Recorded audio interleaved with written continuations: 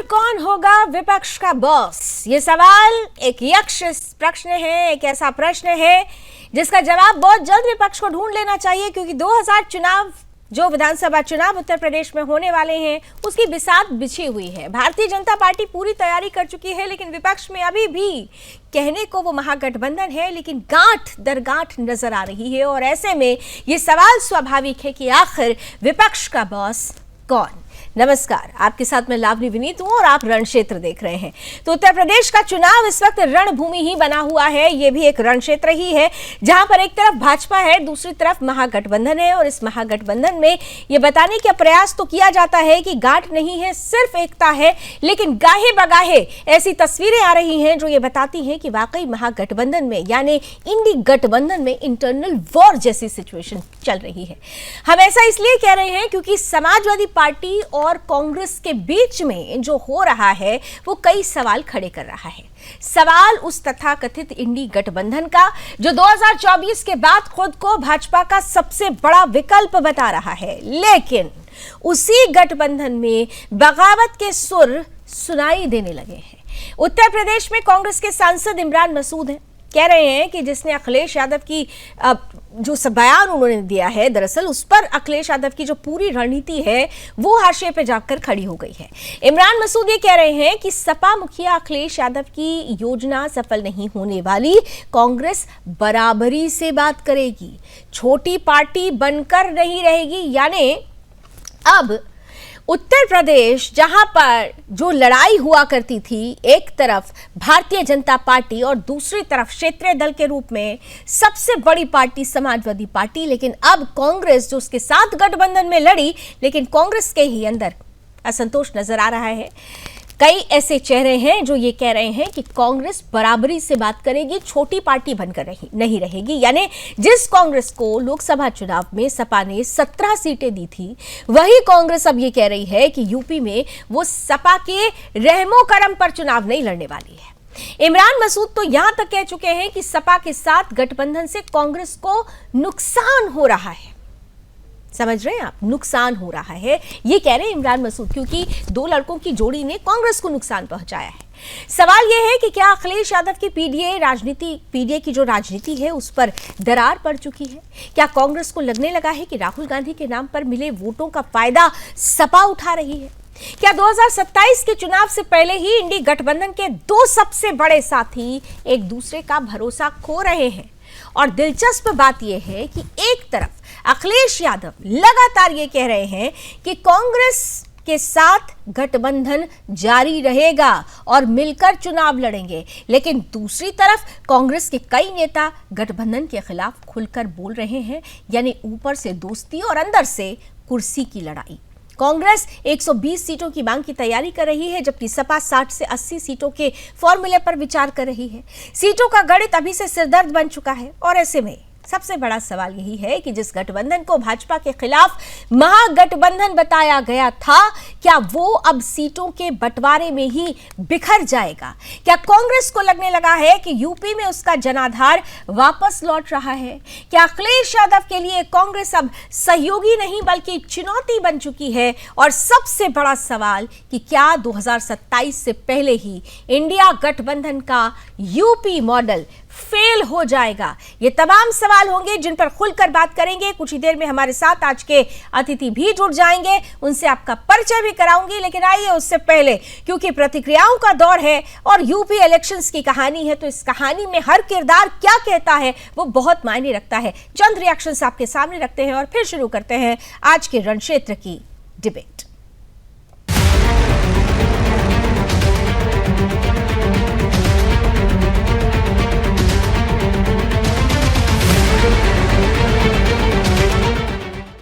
मैं सपा को नसीहत भी दे रहा हूँ ना, मैं इतना बड़ा नेता हूँ। मैं हालात बता रहा हूँ कि हालात देख लीजिए। राहुल गांधी का हाथ मजबूती के साथ थाम लीजिए।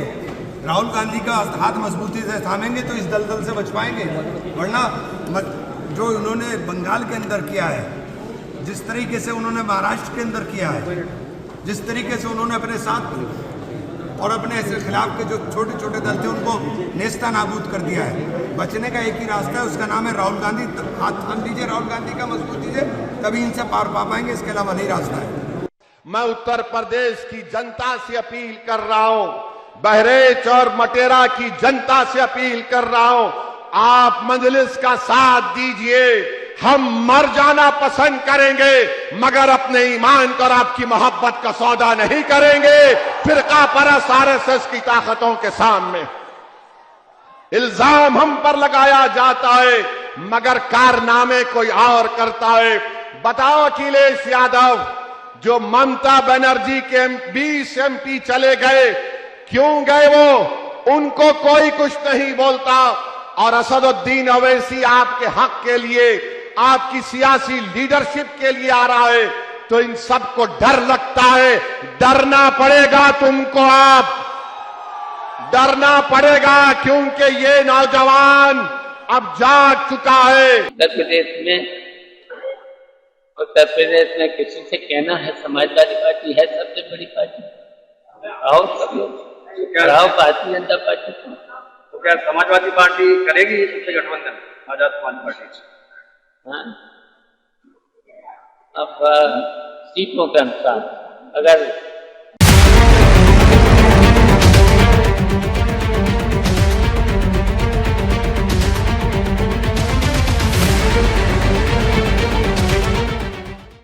देखिए, आप सब यूपी में रहते हो, यूपी के बाहर की भी जानकारी, लेकिन यूपी की बहुत ठोस जानकारी आपको रहती है।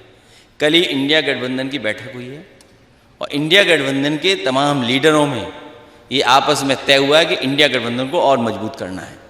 तो इंडिया गठबंधन तभी और मजबूत होगा जब यूपी में भारतीय जनता पार्टी का मुकाबला हम लोग करेंगे और उन्हें हटा देंगे। देखिए, मुझे मांगना और देना ये दोनों समझ में नहीं आता। कोई मांगेगा क्यों और कोई देगा क्यों? होता है तो टेबल पर बैठ करके तय किया जाता है कि हमको क्या करना है। इन शब्दों के ऊपर मुझे एतराज है। आज के माहौल के अंदर, आज के परिप्रेक्ष्य में अगर आप देखें तो जिस तरीके से लड़ाई राहुल जी लड़ने का काम कर रहे हैं, मैं बार बार कह रहा हूं कि बंगाल के बाद अब सोचने का समय नहीं है।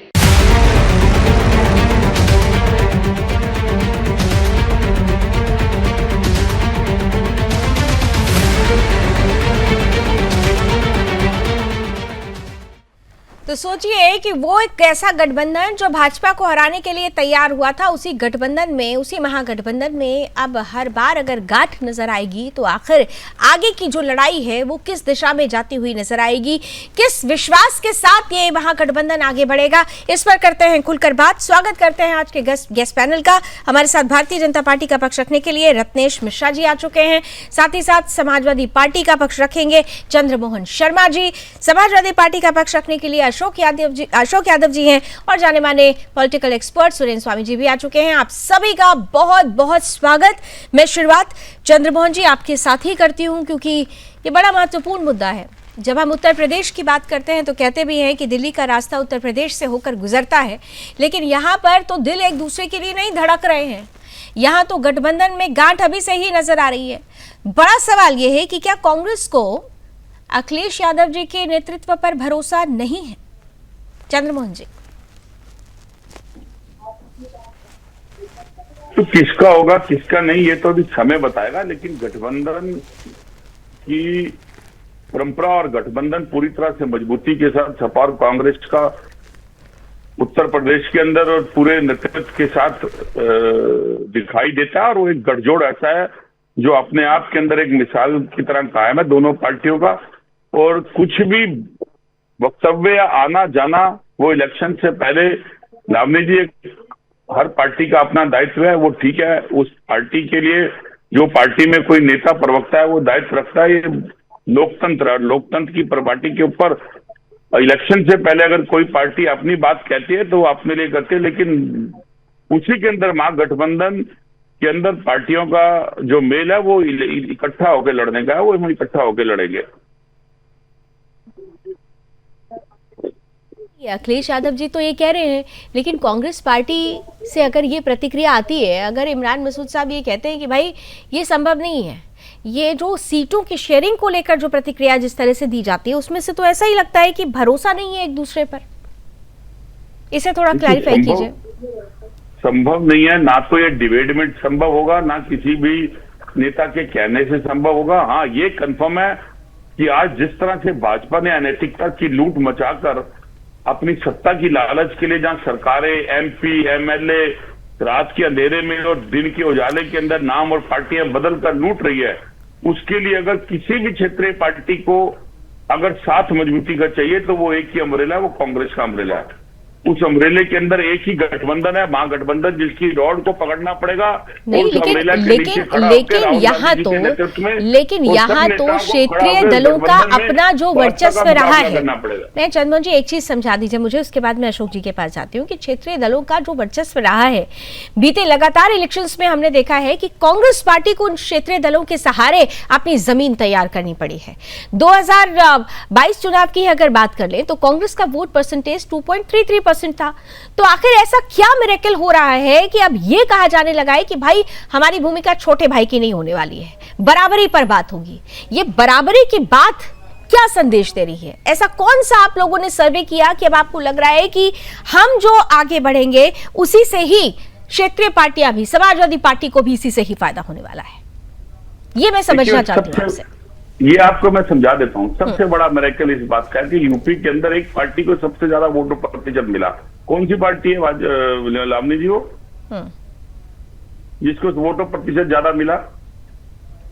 नहीं, आप बोलिए, आप अपनी बात पूरी रखिए। क्योंकि आपकी बात आपसे कौन सी पार्टी? भारतीय जनता पार्टी, भाजपा। हाँ, भारतीय जनता पार्टी, जी हाँ। भारतीय जनता पार्टी को सबसे ज्यादा वोट ऑफ कॉन्फिडेंस, सबसे ज्यादा वोट प्रतिशत मिलने के बाद उसने अपनी लूट के अंदर, जहां उसने MLA लूटे, जहां सरकारें लूटी, जहां सांसद लूटे, उसने भगवान राम का 200 करोड़ रुपए का चंदा भी नहीं, ये मेरे सवाल का जवाब संपत राय के नाम नहीं, ये मेरे सवाल का जवाब नहीं हुआ। आपने मेरे सवाल का जवाब नहीं दिया क्योंकि आप यही सबसे बड़ा सवाल है। आप अपने गठबंधन को अभी नहीं संभाल पा रहे हैं। आप बीजेपी से क्या लड़ेंगे? यहाँ तो बीजेपी ताकतवर हो रही है, वो कह रही है कि गठबंधन नहीं संभल रहा है। नहीं, जमीन घोटाले करवा दिए। नहीं, ये अलग दिशा में आप जा रहे हैं। आप अच्छा ठीक है, आप बीजेपी के लिए ही खड़े हो रहे हैं ना? दिल्ली बोली ना, चंद्रमोहन जी, आप लोग बीजेपी को हराने के लिए खड़े हो रहे हैं ना? अरे मेरी बात तो सुनिए चंद्रमोहन जी, मेरी बात तो सुन लीजिए। इसीलिए तो महागठबंधन कह रहा है। हाँ, तो महागठबंधन अगर बीजेपी को हराने के लिए खड़ा हो रहा है, एक साथ आने की बात करता है, तो यहाँ गठबंधन में कहाँ एकता दिखाई दे रही है? यहाँ तो इमरान मसूद साफ तौर पर कह रहे हैं कि बराबरी पर बात होगी। मर्यादा पुरुषोत्तम राम के नाम के ऊपर सत्ता लेकर महागठबंधन पे प्रेशर नहीं खड़ा करागा। यही तो वक्तव्य है आपके साथ जुड़ते हुए। गले की फांस बन गया है सीट बंटवारा। देखिए, मैं पूछ कुछ रही हूँ, जवाब आप कुछ दे रहे हैं। ठीक है, अशोक यादव जी, ठीक है, अशोक यादव जी, आपकी पार्टी क्या सोच रही है? हालांकि अखिलेश यादव जी तो बार बार कह रहे हैं हम मिलकर लड़ने वाले हैं। अरे मिलकर लड़ने के लिए जरूरी होती है कि पूरी मुट्ठी बंद रहे, ये होती है ताकत। यहाँ तो मुट्ठी छिटक रही है, ये उंगलियां अलग होती जा रही हैं। और मुद्दा क्या है? सीट शेयरिंग का। कैसे आप लड़ पाएंगे? कैसे आप ये दावा कर पाएंगे कि आप इस चुनाव में जीतने वाले हैं, महागठबंधन की जीत सुनिश्चित करेंगे? अशोक जी। देखिए लावनी जी, इस तरह से क्योंकि आपने इमरान मसूद जी के बयान की चर्चा किया यहाँ पर, तो इमरान मसूद जैसे कई पार्टियों में कई नेता हैं जिनको बयानवीर कहा जाता है। वो उनका काम ही है सुबह से लेकर शाम तक कुछ ऐसे बयान दे दें जिससे वो TRP में लगातार बने रहे।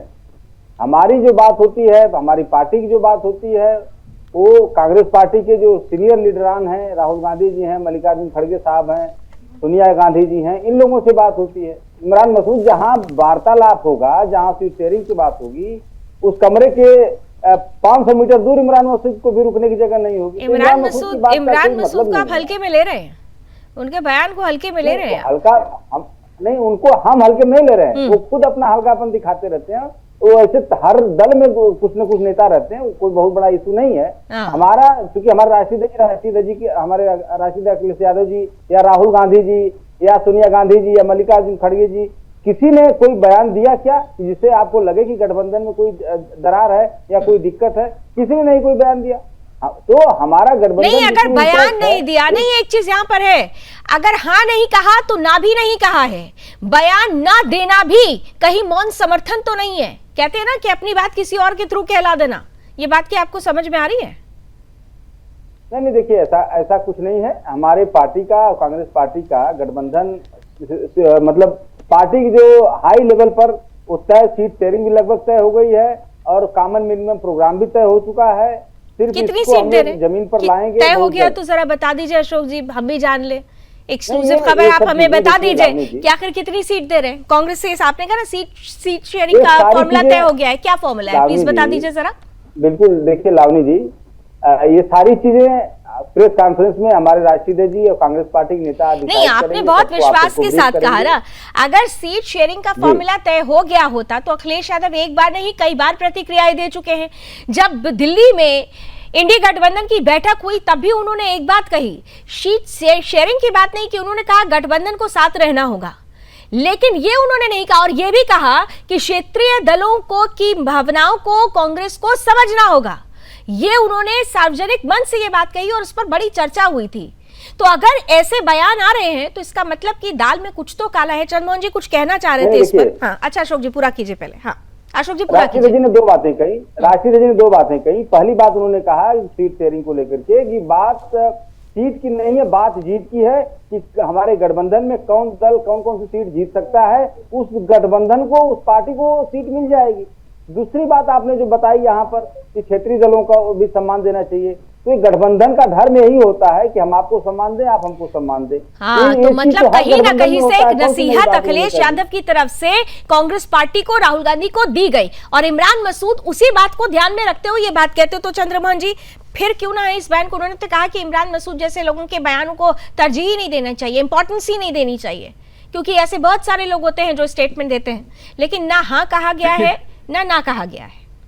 जी, उसी बात के लिए मैं अपने गठबंधन के मित्र को अवगत कराना चाहता हूं कि बयानवीर के अंदर जो बात है वो बोल के गए, वो भी एक बयानवीर की तरह थी।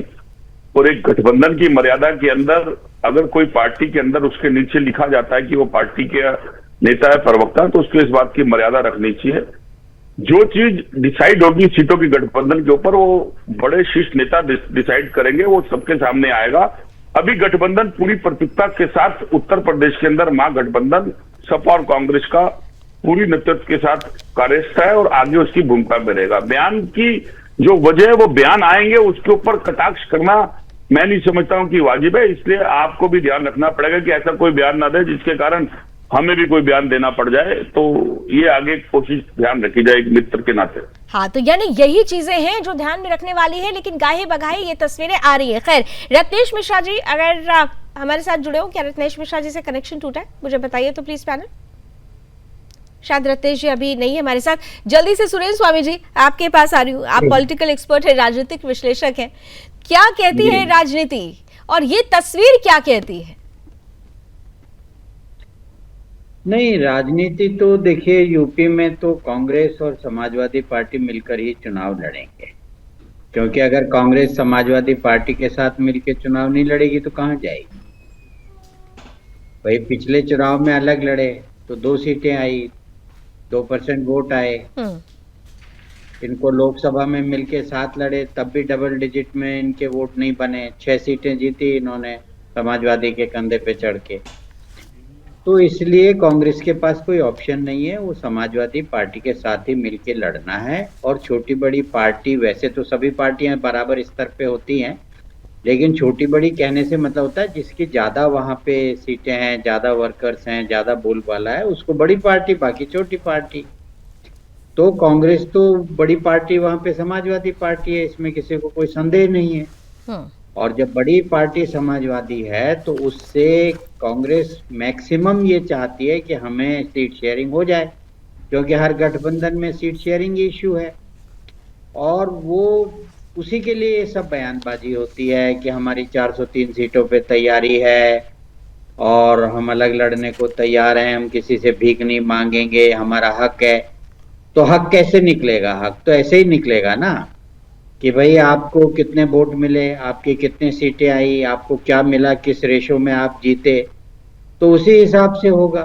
तो अगर उस हिसाब से आप देखेंगे तो कांग्रेस की सीटें 70-80 के आसपास बनती हैं। अब बाकी अखिलेश की मर्जी है कि वो उनको कितनी सीटें देना चाहते हैं। लेकिन अगर आप लेकिन यहाँ पर एक चीज तो देख रहे हैं ना, पर आपने बिल्कुल ठीक कहा कि परफॉर्मेंस पे बहुत कुछ डिपेंड करता है और क्षेत्रीय दलों की अपनी एक अहमियत होती है, उसके अकॉर्डिंगली चलना होता है। लेकिन यहाँ पर जिस तरीके की परिस्थिति है, ये असंतोष आपको क्या आप मानते हैं कि कांग्रेस में भी असंतोष की जो तस्वीर है वो उभर रही है? बराबरी की बात होना ये अपने आप में बहुत बड़ा संदेश देने की कोशिश है। नहीं, कांग्रेस में वोटर कहाँ है जो असंतोष होगा? कार्यकर्ता भी नहीं है उनके पास तो सारी बूथों पे खड़े करने के लिए। तो ये कहना कि वहां असंतोष है, कुछ नहीं है। वो जो बड़े लीडर्स हैं उनको ये काम सौंपा गया है, वो इसी तरह के बयानबाजी करेंगे ताकि मैक्सिमम उसमें से बेनिफिट ड्रॉ करें। जिस पार्टी को अकेले लड़कर 2% वोट मिले और अखिलेश यादव के साथ चुनाव लड़के 9% वोट मिले, तो वो पार्टी आप बताइए मतलब उसको क्या असंतोष हो? क्या आप इसे स्टेटमेंट की प्रेशर पॉलिटिक्स मानते हैं? बिल्कुल बिल्कुल, वो सब ये इसीलिए होता है कि भाई ज्यादा से ज्यादा हमको सीटें मिल जाएं, क्योंकि एक सर्वे भी हुआ है, उस सर्वे में करीब करीब 75-80 सीटें जो सपा के हैं रिटायर्ड IAS ऑफिसर उनके नाम से आ रहा था एक सर्वे, रंजन जो है, कि भाई 75-80 सीटें कांग्रेस को दी जा सकती हैं सर्वे के हिसाब से। तो अब उसी को लेने के लिए एक बार्गेनिंग शुरू होगी, बार्गेनिंग उसको जितना बढ़ा सकते हैं उसी के लिए प्रेशर पॉलिटिक्स होगी।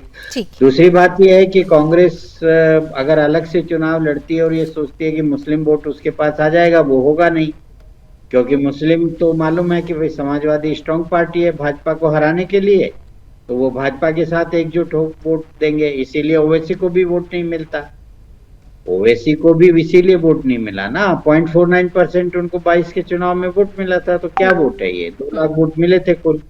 हालांकि लोकसभा में अब ये इसमें स्थिति किस लिए बनी है लावनी जी कि आप ये सोचिए कि 2024 का जो लोकसभा चुनाव था, उस चुनाव में भारतीय जनता पार्टी को जो झटका लगा है और जो असेंबली सेगमेंट वाइज जो लीड्स हैं उसके हिसाब से ये सारी लड़ाई हो रही है कि भाई हम मैक्सिमम सीट ले लेंगे और अगर वैसा ही रिजल्ट रहे तो हमें। लेकिन यहाँ पर बिल्कुल आप ठीक कह रहे हैं, लेकिन लोकसभा चुनाव और विधानसभा चुनाव दोनों की परिस्थितियां अलग हो जाती हैं। ये समझना, ये पॉलिटिकल पार्टीज को समझना होगा। ये पॉलिटिकल पार्टीज लोकसभा चुनाव के हिसाब से स्क्रूटनी और आकलन करके ये स्थिति पैदा करने की कोशिश की जा रही है, लेकिन यहाँ पर परिस्थितियां बिल्कुल अलग हो जाती है। लेकिन एक परिस्थिति जो बीजेपी के लिए बनती हुई नजर आ रही है, रत्नेश जी, आप लोगों ने हमेशा से एक बात कही है कि विपक्ष का गठबंधन अवसरवादिता का सबसे बड़ा उदाहरण है, अवसरवादी है विपक्ष का ये गठबंधन। तो ये जो बयान अब आ रहे हैं, ये जो परिस्थिति बन रही है, क्या ये बीजेपी के लिए फायदेमंद होने वाली है? लावनी जी, आपको और सभी साथी पैनलिस्टों को और देश की जनता को मेरी तरफ से जय श्री राम। जय श्री। देखिए लावनी जी, ये केवल अवसरवादिता नहीं, ये स्वहित की लड़ाई लड़ते हैं ये लोग। अभी मैं कांग्रेस पार्टी और सपा के प्रवक्ता दोनों को देख रहा था और दोनों अपने अपने हितों के लिए एकदम सर फुटेबल करते हुए, और आप मुस्कुरा भी रहे थे। ये उनको बयानवीर बता रहे थे, वो उनको बयानवीर बता रहे थे। और एक दिन के कांग्रेस के एक MP को तो समाजवादी के पार्टी के प्रवक्ता ने बता दिया कि उनकी हैसियत क्या है, जब वो बातचीत होगी तो 500 मीटर दूर खड़े होंगे। तो ये है इनका इनके गठबंधन के दल के नेता के प्रति सम्मान और श्रद्धा और आदर। ये दिख रहा है कि इनको ना तो देश से मतलब है, ना देश की जनता से मतलब है, ना देश हित से मतलब है, ना जनहित से मतलब है। केवल और केवल मतलब है तो अपने परिवार हित से मतलब है, अपने पार्टी के हित से मतलब है। और उत्तर प्रदेश और देश की जनता देश हित और राष्ट्र हित को सर्वोपरि रखने वाले दलों के साथ जाती है। वो जमाना चला गया जब किसी के पिताजी मुख्यमंत्री थे तो उसने चुनाव लड़के मुख्यमंत्री बन लिया। वो जमाना चला गया जब किसी के दादी और पिताजी प्रधानमंत्री थे तो उसने ये कह दिया कि ये मेरा जन्मसिद्ध अधिकार है, ये संविधान में लिख गए मेरे नाना जी, मेरी दादी जी और मेरे पिताजी कि मैं ही प्रधानमंत्री बनूंगा अगर पार्टी की सरकार बनेगी। ये नहीं चलने वाला। और इमरान मसूद ने जो कहा, भाई इमरान मसूद की अपनी क्या कहते हैं विचारधारा है, इमरान मसूद के अपने विचार है, एक देश के नागरिक हैं वो। ये लोग अल्पसंख्यकों की बात तो बड़ी डंके की चोट पे लावण्या जी करते हैं समाजवादी पार्टी वाले, और एक अल्पसंख्यक MP को कह रहे हैं कि उससे कोई औकात नहीं है। मतलब अल्पसंख्यक इनको चाहिए तो लेकिन केवल वोट के लिए, जवाब दीजिए अशोक जी।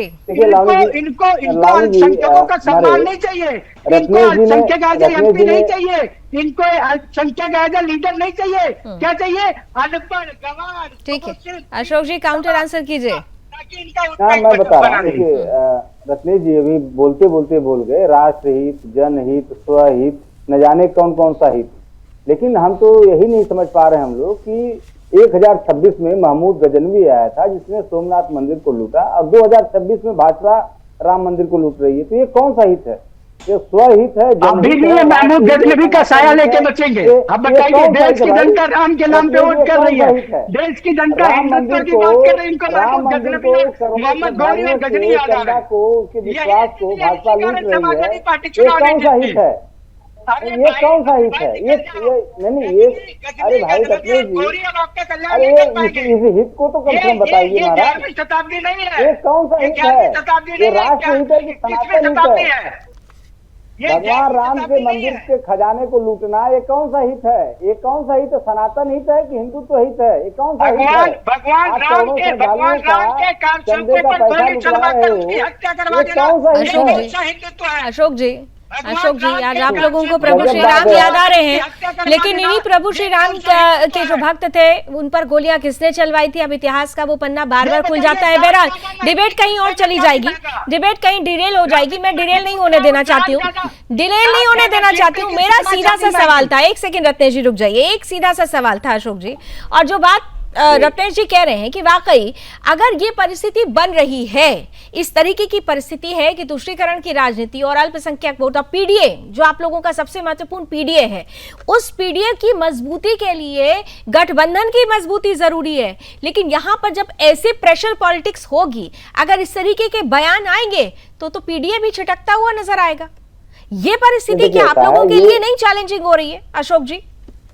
आपको अभी यूपी में एक सीट है आजमगढ़ में, अतरौलिया, वहां पर ओम प्रकाश राजभर जी अलग फाइट लड़ रहे हैं और निषाद पार्टी के संजय निषाद अलग लड़ाई लड़ रहे हैं। आवाज नहीं आ रही, तो आप उसको नहीं बताएंगे? ऐसे न जाने कितनी सीटें उत्तर प्रदेश में है, ओम प्रकाश राजभर जी उसके लिए दावा कर रहे हैं, आए दिन कुछ आवाज नहीं मिल पा रही। तो एनडीए के खेमे में ऑडियो नहीं आ रही मेरी? हाँ बोलिए अशोक जी, बोलिए। शायद रत्नेश जी तक आपकी आवाज नहीं पहुंच रही है, रत्नेश जी तक शायद आपकी आवाज नहीं पहुंच रही है। अब जरा मुझे बता दीजिए कि ये जो तमाम तस्वीर बन रही है, समाजवादी पार्टी पीडीए को मजबूत करने की बात हो रही है, लेकिन पीडीए मजबूत कैसे होगा? यहाँ तो गठबंधन के लोग ही यहाँ सवाल खड़े कर रहे हैं, तो ये तो पीडीए पर भी अविश्वास जैसा लगता है। नहीं, पीडीए मजबूत होगा कैसे, ये सवाल नहीं बनता है, क्योंकि पीडीए और इंडिया गठबंधन ने मिलकर भाजपा को उत्तर प्रदेश में 62 से 33 सीटों पर ला दिया। तो भाजपा की रातों की नींद उड़ी हुई है, इसीलिए वो सोच रही है कि किसी न किसी नेता का बयान लगातार दिखा करके जनता में एक परसेप्शन बनाया जाए कि समाजवादी पार्टी कांग्रेस पार्टी के बीच सब कुछ ठीक ठाक नहीं है, जबकि हमारे कांग्रेस पार्टी के बीच सब कुछ ठीक ठाक है। हमारे पार्टी के राष्ट्रीय अध्यक्ष और कांग्रेस के लोगों में जो शीर्ष नेतृत्व, कोई दिक्कत नहीं है, सब लोग आपस में म्यूचुअल अंडरस्टैंडिंग है। लेकिन वहीं पर भारतीय जनता पार्टी जो सहयोगी दल हैं, उनको देखिए किस तरह से बाहें चढ़ाई जा रही थी। आपको याद होगा आशीष पटेल किस तरह से उठापटक हो रही थी, जो संजय निषाद आए दिन झगड़ा होता रहता भाजपा में, ओम प्रकाश राजभर को आए दिन लफड़ा होता रहता कुछ न कुछ भाजपा के साथ। तो आप पहले अपना घर तो संभालिए, पहले अपना घर तो संभालिए। और कहा भी ये जाता है कि जिनके घर खुद कांच के हों उन्हें दूसरों के घरों पर पत्थर नहीं फेंकना चाहिए। तो यहाँ तो आपके ही कांच के घर में दरार आ रही है साहब। ये बात आप लोग क्यों नहीं समझ रहे? आप बीजेपी के खिलाफ अगर उतर रहे हैं, अगर उस गठबंधन के खिलाफ उतर रहे हैं, तो पहले आपको अपनी गठबंधन को मजबूत करना होगा। यहाँ तो आपके गठबंधन में ही दरार नजर आती है। यही तो मेरा प्रश्न है जिसका जवाब नहीं मिल पा रहा है मुझे। देखिए, ऐसा है कि दरार जो देखने का नजरिया है, उस नजरिए में हो सकता है दरार ज्यादा मोटी नजर आ रही है, जबकि यहाँ से ज्यादा मोटी दरार भाजपा के गठबंधन। अच्छा, कितनी सीट? अच्छा मुझे इतना बता दीजिए, अभी आपने थोड़ी देर पहले कहा था कितनी सीट आप लोग देने वाले? छोटे भाई और बड़े भाई की भूमिका में कौन रहने वाला है? चलिए और आसान कर दिया, छोड़ दीजिए सीट। छोटे भाई और बड़े भाई की भूमिका में कौन रहेगा? समाजवादी पार्टी समतामूलक समाज में विश्वास करती है, सबको समान व्यवहार हम लोग करते हैं, सबको एक समान सम्मान देते हैं। हम लोग छोटे बड़े में विश्वास नहीं करते लावनी जी। हमारी पार्टी जन्म ही हुआ समतामूलक समाज को लेकर के। और रही बात सीट शेयरिंग का, तो जल्द जवाब आपको मिल जाएगा कि सीट शेयरिंग कितने सीटों नहीं, लेकिन यहाँ पर फिर भी आप समतामूलक बात कर रहे हैं, लेकिन यहाँ पर बराबरी की बात भी आ चुकी है। इस पर खुलकर आपके नेता भी नहीं बोल पा रहे हैं। पहला रत्नेश जी कुछ कहना चाह रहे हैं, बोल लीजिए। चंद्रमोहन जी के पास इसके बाद जाऊंगी। हाँ रत्नेश जी बोलिए। लावनी जी समाजवादी पार्टी के नेता समतामूलक समाज की बात करते हैं, और इनकी पार्टी की जो आइडियोलॉजी है जिसको अखिलेश यादव जी पीडीए कहते हैं, और ये लोग पीडीए करते रहते हैं सब जगह। समतामूलक समाज का तात्पर्य होता है कि सभी जाति, सभी धर्म, सभी वर्गों के लोगों का प्रतिनिधित्व हो। लेकिन जब मैं पीडीए की परिभाषा संवैधानिक तौर पर देखता हूं लावनी जी, तो ना तो पंडित जी, ठाकुर साहब और बनिया ये तीनों ना तो संवैधानिक रूप से पिछड़े में आते हैं, ना दलित में आते हैं, ना अल्पसंख्यक में आते हैं। संविधान तीनों रूप से इन तीनों कैटेगरीज में, इन तीनों वर्गों में ब्राह्मण, क्षत्रिय और वैश्य को नहीं रखता है।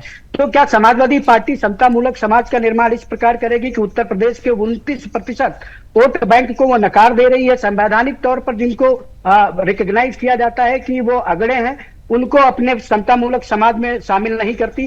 और अगर समतामूलक समाज और समतामूलक राजनीति की परिभाषा ये है कि सामान्य और अगड़े वर्ग की जातियों को हाशिए पर रख दिया जाए, उनको राजनीतिक रूप से किनारे लगा दिया जाए, तो मुझे लगता है कि ना तो अब अंबेडकर की पॉलिसी को मेंटेन कर पा रही है कांग्रेस और सपा, ना तो लोहिया जी की पॉलिसी को और आइडियोलॉजी को मेंटेन कर पा रही है, और ना ही वो क्या कहते हैं छोटा जी की पॉलिसी को मेंटेन कर पा रहे हैं। छोटा सा जवाब जोनेश्वर मिश्रा जैसे समाजवादी नेता की पार्टी में अशोक जी छोटा सा जवाब इसका, उसी के वर्ग के लोगों को हाशिए पर डालने की बात की जाती है। अशोक जी मेरा सीधा सा सवाल है कि पीडीए में क्या संवैधानिक तौर पर ब्राह्मण, क्षत्रिय और वैश्य शामिल है? ठीक है, छोटा सा जवाब ले लेते सर। ठीक है, हो गया सर, हो गया समय खिंच जाता है बहुत ज्यादा। ठीक है अशोक जी, जल्दी से छोटा सा जवाब इसका। जब हमारे 37 सांसदों का ये क्लासिफिकेशन करेंगे कौन सांसद किस जाति धर्म से बिलोंग करता है, एक सांसद है सनातन पांडे, एक सांसद है ब्राह्मण सनातन पांडे, इनकी पार्टी में 16 राष्ट्रीय महासचिव है, एक भी ब्राह्मण नहीं है। समाज में जो वर्ग की संख्या ज्यादा है उससे ज्यादा प्रतिनिधि मिलना चाहिए, जिसकी संख्या कम हो उसको कम प्रतिनिधि मिलना चाहिए। यही तो है गैर बराबरी का। एक बड़ी बात आपने कह दी है अशोक जी। ठीक है रत्नेश जी जरा रुक जाइए, रत्नेश जी जरा रुक जाइए। एक बड़ी बात अभी अशोक जी ने कह दिया। चंद्रमोहन जी ये बात आप भी समझ लीजिए, जिसकी जितनी संख्या भारी उसकी उतनी हिस्सेदारी। तो 2022 का रिजल्ट समाजवादी पार्टी के पक्ष में अगर ज्यादा गया तो फिर तो उस लिहाज से जो डिमांड आप लोग कर रहे हैं वो डिमांड तो आप लोगों को लग रहा है ना, अब तो आप मान रहे हैं ना कि उसी के आधार पर तो ये मांगा जा रहा है ना कि बराबरी, और वो कह रहे हैं कि जिसकी संख्या भारी उसके हिसाब से हिस्सेदारी। चंद्रमोहन जी देखिए लावनी जी, जिसकी संख्या भारी उसकी उतनी हिस्सेदारी, यही तो हम भी कह रहे हैं कि भाजपा के पास एक भी मुसलमान नहीं है, एक भी सांसद नहीं है। नहीं, मैं अभी बीजेपी में नहीं जा रही हूँ सर, मैं आपके गठबंधन पे बात कर रही हूँ। भगवान राम के मंदिर से 200 चंद्रमोहन जी मैं अभी बीजेपी पर नहीं जा रही हूँ, मेरा सवाल आपके गठबंधन पर है। प्रधानमंत्री चुप, बाबा रामदेव चुप, अग्निहोत्री चुप, सारे शास्त्री चुप, सुदर्शन टीवी चुप, ऐसा क्यों? फिर आपने जलेबी बना दी, फिर आपने जलेबी बना दी। आप खुलकर क्यों नहीं बोल पा रहे? खुलकर क्यों नहीं बोल पा रहे? खुलकर क्यों नहीं बोल रहे? चंद्रमोहन जी गठबंधन की बात की 200 करोड़ के चंदे के ऊपर सवाल क्यों नहीं है?